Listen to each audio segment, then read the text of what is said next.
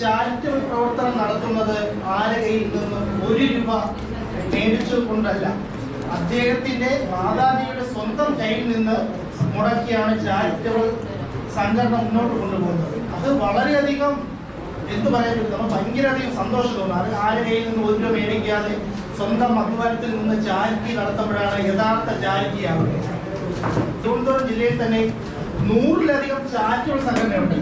ആ ചാരിറ്റബിൾ സംഘടന നടത്തുന്നത് പണപ്പിരിവിലൂടെയാണ്. നമുക്കറിയാൻ പറ്റും, നമ്മളൊരു ഓർഫനേജിൽ പോയാലും അതുപോലെ തന്നെ ഒരു ഫുഡ് കൊടുത്താലും നമ്മൾ അവിടെ ചെയ്യുന്നത് എന്താണ്, നമ്മൾ അവരുടെ അടുത്ത് ചെല്ലും, 2 ഫോട്ടോ എടുക്കും. സോഷ്യൽ മീഡിയ, ഞാൻ ഉൾപ്പെടെയുള്ള ആൾക്കാർ സോഷ്യൽ മീഡിയയാണ് ഇന്ന് ചാരിറ്റിയായിട്ട് മുന്നോട്ട് കൊണ്ടുപോകുന്നത്.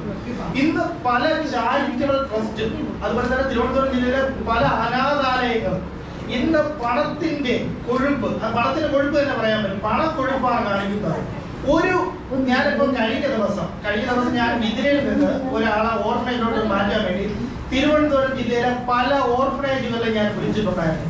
ആ ഓർഫനേജുകൾ വിളിക്കുമ്പോൾ അവർ മാംസ കച്ചവടം എന്നാണ് പറയുന്നത്. മാംസ കച്ചവടം 25,000, 30,000, 40,000, 50,000 വിലപേശയാണ്. എന്നിട്ട് ഫ്രണ്ടിൽ ബോർഡ് അനാഥാലയം. ആരുടെ അനാഥാലയം? പണപ്പിരിവാണോ അനാഥാലയത്തിൽ നടത്തുന്നത്? നമ്മൾ കൊടുക്കുന്ന പണം അവരെ കയ്യിലെത്തുമ്പോൾ ഒരു സന്തോഷമുണ്ട്, മനസ്സിലായില്ലേ? അത് നമ്മളെ കയ്യിൽ പിടിച്ചു പറിക്കുകയാണ് ചെയ്യേണ്ടത്.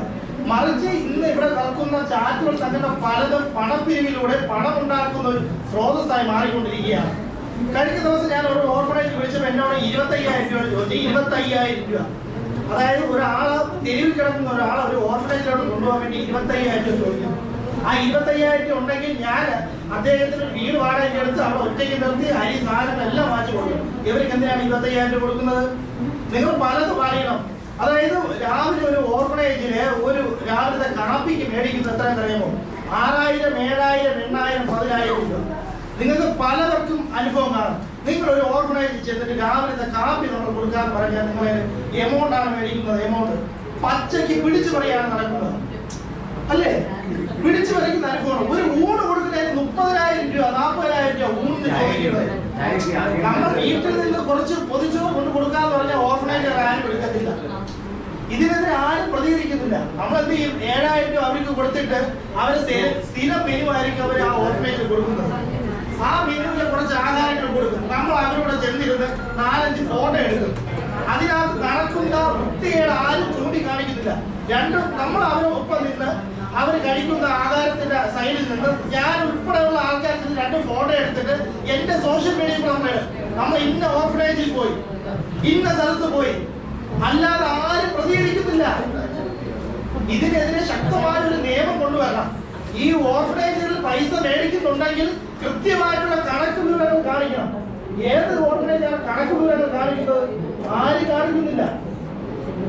നമ്മൾ ചെയ്യേണ്ട ഒരു കാര്യം, നമ്മൾ മനസ്സിലാക്കേണ്ട ഒരു കാര്യം, ഓർഫനേജുകളിൽ 1 രൂപ കൊടുക്കാൻ പാടില്ല.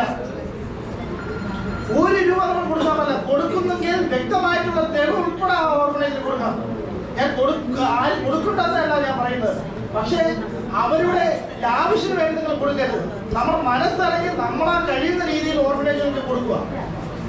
അല്ല ലക്ഷങ്ങളോ 10,000-ങ്ങളോ അവർക്ക് വേണ്ടി കൊടുക്കാൻ പാടില്ല. ഞാൻ പറഞ്ഞുതരാം. ഞാൻ ഈ തെരുവിൽ കിടക്കുന്നവരെ ഈ കേരളത്തിനകത്ത് പല ഓർഫനേജുകളിലും കൊണ്ടാക്കാറുണ്ട്. നെയ്യാറ്റിക്കര പാറശാലയുടെ അച്ഛൻ ഇത് 3-4 ദിവസം കൊണ്ട് എന്നെ വിളിച്ചുകൊണ്ടിരിക്കുകയാണ്. അച്ഛന് ആഹാരം കഴിക്കാൻ നിവർത്തിയില്ല. വീട്ടിൽ മക്കളുണ്ട്, മക്കൾ നോക്കത്തില്ല. ഒരു ചെറിയ ഷെഡിലാണ് അച്ഛൻ കിടക്കുന്നത്.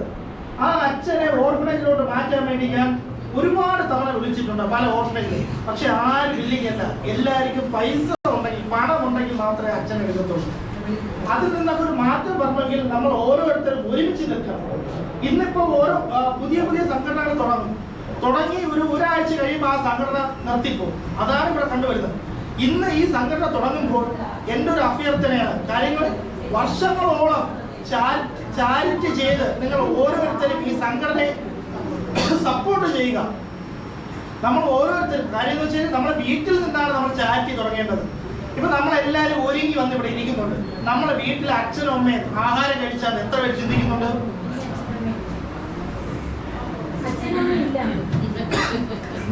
ഒരു കണക്ക് വളരെ നല്ലതാണ്. അല്ല, നമ്മൾ ഇവിടെ ഇരിക്കുന്നവർ പലർക്കും പല ജീവിത സാഹചര്യങ്ങളിൽ നിന്ന് കടന്നു വരുന്നവരാണ്. ഇപ്പൊ അച്ഛൻ അമ്മ ഇല്ലാത്തവർക്ക് അവരുടെ വിഷമങ്ങൾ അവർക്ക് നന്നായി അറിയാം. പക്ഷെ അച്ഛനമ്മ ഉള്ളവര് അവരെ കൊണ്ട് വലിച്ചെറിയുകയാണ് ചെയ്യുന്നത്. ഒരുപാട് പേര് ഞാൻ പരസ്യമായിട്ട് പറയുന്നത് വെച്ചാൽ നമ്മൾ ഒരുപാട് അടുത്ത് പോകുന്നതാണ്. പോകുമ്പോൾ കാണുന്ന ഒരു സാഹചര്യമാണ് ഞാൻ പറയുന്നത്. അച്ഛനമ്മമാരെ കാണിക്കാൻ വേണ്ടി മാത്രം ഫാദേഴ്സ് ഡേ, മദേഴ്സ് ഡേ ആ ദിവസങ്ങളിൽ മാത്രം ഫോട്ടോകൾ വലിച്ചു വാരിയിരുന്ന ആൾക്കാരാണ്. അതായത് നാട്ടുകാരെ കാണിക്കണം, എനിക്ക് അച്ഛനോട് സ്നേഹമുണ്ട്, അമ്മയോട് സ്നേഹമുണ്ട് എന്ന് കാണിക്കാൻ വേണ്ടി മാത്രം. അല്ല, നിങ്ങൾ സ്നേഹത്തോടെ ഒരു വാക്ക് ചോദിച്ചിട്ടുണ്ട് അച്ഛനമ്മമാരോട്? നിങ്ങൾ ഊണ് കഴിച്ചോ, അച്ഛൻ ചായ കുടിച്ചോ? ആരും ചോദിക്കില്ല. നമ്മൾ ഈ ഫോണില് 10,000 വട്ടം പലവരും നമ്മളെ ഫോൺ വിളിക്കും. നമ്മൾ അച്ഛനമ്മമാരെ ഒരു നേരം നമ്മൾ ആരെങ്കിലും വിളിച്ച് ചോദിക്കുമോ, അച്ഛ എവിടെ നിൽക്കുന്നു, അമ്മ എവിടെ നിൽക്കുന്നു, നിങ്ങൾ വല്ലതും കഴിച്ചോ എന്ന് ആരെങ്കിലും ചോദിക്കുമോ? ആരും ചോദിക്കില്ല. എല്ലാ പ്രഹസനം, നമ്മൾ ഉൾപ്പെടെ പലവരും പ്രഹസനമാണ് കാണിക്കുന്നത്. അതിൽ നിന്ന് മാറ്റം വരണം. മാറ്റം വന്നെങ്കിൽ മാത്രമേ ഈ ഓർഫനേജുകളിൽ ആ ഒരു തിരക്ക് കുറയുള്ളൂ. ഓർഫനേജുകൾ ഇന്ന് തിരുവനന്തപുരത്ത് തന്നെ എനിക്ക് തോന്നുന്നു 10-20 ഓർഫനേജുകളുണ്ട്. ആ ഓർഫനേജിൽ നമ്മൾ അച്ഛനമ്മമാരെ വലിച്ചിറങ്ങിയാണ് കൊണ്ട് ചെയ്യുന്നത്.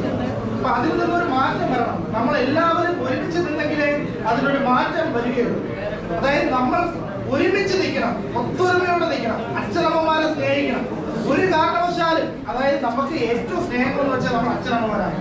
വേറെ ആരെന്ത് വഴക്ക് പറഞ്ഞാലും നമ്മൾ അച്ഛനും അമ്മയും പറയുന്ന വഴക്ക് ശകാരങ്ങൾ നമ്മൾ ഒരു 2 മിനിറ്റ് മാത്രമേ നമ്മൾ കൊള്ളുള്ളൂ. അതിനിപ്പോ എത്ര ചീത്ത വിളിച്ചാലും, എൻ്റെ അച്ഛനും അമ്മയും എന്നെ എത്ര ചീത്ത വിളിച്ചാലും, ഞാൻ എത്ര ദേഷ്യപ്പെട്ടാലും ഒരു 10 മിനിറ്റ്, ആ 10 മിനിറ്റ് കഴിയുമ്പോൾ ആ മാതൃസ്നേഹം നമുക്ക് അറിയാൻ പറ്റും.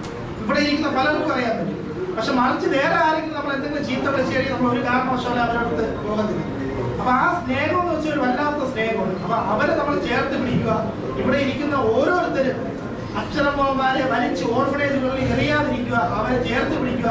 മാതാജി പറഞ്ഞ പോലെ ചാരിറ്റി എന്ന് വെച്ചാൽ ഒരു പണം കൊയ്യുന്ന ഒരു മരമല്ല, മറിച്ച് സ്വന്തം അധ്വാനത്തിൽ നിന്ന് അധ്വാനിച്ച് ആ കിട്ടുന്ന തുക അനാഥർക്ക് കൊടുക്കുമ്പോഴാണ് അവർ ചാരിറ്റി ആവുക. പക്ഷെ എനിക്കത് സാധിക്കില്ല. കാര്യം വെച്ചാൽ നമ്മുടെ സാമ്പത്തികം വളരെയധികം ബുദ്ധിമുട്ടാണ്.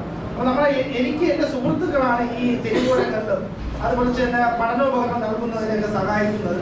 അപ്പൊ എനിക്ക് നാളെ ഒരു കാലത്ത് മാതാജിയെ പോലെ സാമ്പത്തികം വരികയാണെങ്കിൽ ഒരു കാരണവശാലും ആരെ കയ്യിൽ നിന്നും 1 രൂപ മേടിക്കാൻ ചാരിറ്റബിൾ പ്രവർത്തനം നടത്തണമെന്നാണ് എൻ്റെ ഒരു ആഗ്രഹവും സന്തോഷം. എന്നെ ഈ വേദിയിലേക്ക് വിളിച്ച ഗ്രേസി മേഡത്തിനും അതുപോലെ തന്നെ ഇവിടെ ഇരിക്കുന്ന മറ്റ് വ്യക്തികൾക്കും എല്ലാവർക്കും 1000 നന്ദി പറഞ്ഞുകൊണ്ട് എന്റെ എളിയ വാക്കുകൾ നിർത്തുന്നു. നന്ദി, നമസ്കാരം.